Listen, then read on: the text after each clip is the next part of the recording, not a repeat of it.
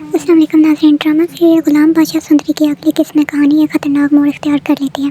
سندر گڑھ حویلی میں اس وقت ہنگامہ مچ جاتا ہے جب خورشید بیگم سب کے سامنے قربان علی کا راز فاش کر دیتی ہے۔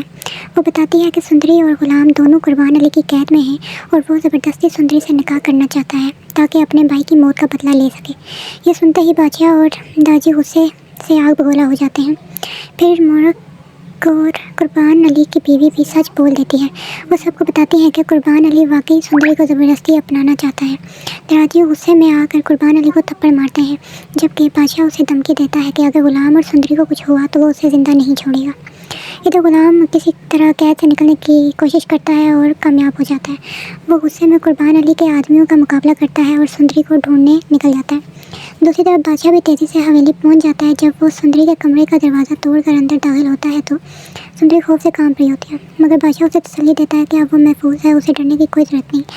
اسی دوران غلام بھی وہاں پہنچ جاتا ہے اور سندری فوراً اس کے گلے لگ کر رونے لگتی ہے۔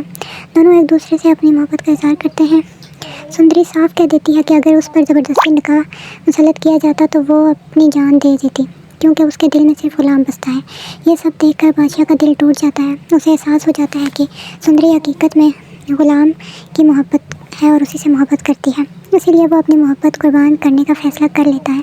جب داجی سندری کا نکاح بادشاہ سے کروانے کی بات کرتے ہیں تو سب حیران رہ جاتے ہیں، کیونکہ بادشاہ انکار کر دیتا ہے۔ وہ کہتا ہے کہ سندری غلام کے لیے بنی ہے اور وہ ان دونوں کو جدا کرنا نہیں چاہتا اور نہ ہی ان دونوں کے بیچ آنا چاہتا ہے۔